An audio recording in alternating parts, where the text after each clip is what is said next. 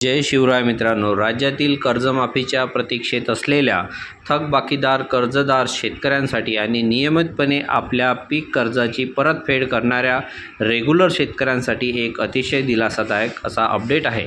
मित्रांनो, शासनाच्या माध्यमातून राज्यामध्ये या सादर केलेल्या अर्थसंकल्प अधिवेशनामध्ये पुण्यश्लोक अहिल्यादेवी होळकर शेतकरी कर्जमाफी योजना जाहीर केलेली आहे, ज्याच्यामध्ये 2 लाख रुपयापर्यंतची पीक कर्ज आणि नियमितपणे पीक कर्ज भरणाऱ्या शेतकऱ्यांना 50,000 रुपये प्रोत्साहन अनुदान हे जाहीर करण्यात आलेले आहे। हे सर्व देण्यासाठी योजना राबवण्यासाठी राज्य शासनाच्या माध्यमातून परदेशी साहेबांच्या अध्यक्षतेखाली एक समिती गठीत करण्यात आलेली होती।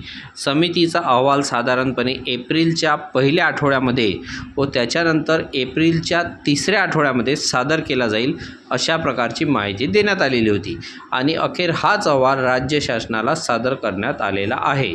राज्य शासनाच्या माध्यमातून तो अहवाल आक्षेप करण्यात आलेला आहे आणि येत्या खरीपाच्या हंगामापूर्वीच शेतकऱ्यांना कर्जमाफी दिली जाणार असल्याची ग्वाही आता मुख्यमंत्र्यांच्या माध्यमातून देण्यात आलेली आहे।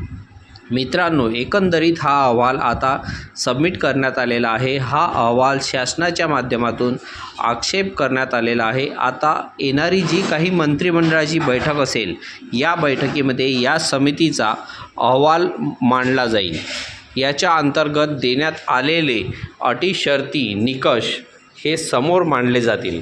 कोणत्या शेतकऱ्याला याच्या अंतर्गत पात्र केले जाईल याबद्दलची माहिती त्यात मांडली जाईल आणि मंत्रिमंडळाच्या माध्यमातून याला मंजुरी दिल्यानंतर याचा GR निर्गमित केला जाणार आहे। आता प्रतीक्षा असणार आहे पुढच्या मंत्रिमंडळाच्या बैठकीची।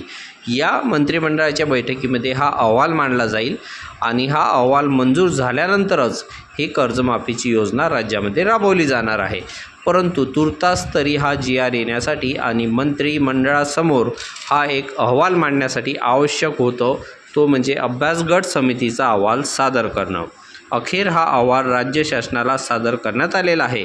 आशा करूयात आता येणाऱ्या मंत्रिमंडळाच्या बैठकीमध्ये याला मंजुरी मिळून लवकरच याचा GR निर्गमित होणार, जेणेकरून कोण शेतकरी याच्या अंतर्गत पात्र होणार आहे आणि कोणत्या शेतकऱ्यांना याच्यामधून दिलासा मिळणार आहे याचे एक चित्र स्पष्ट होईल।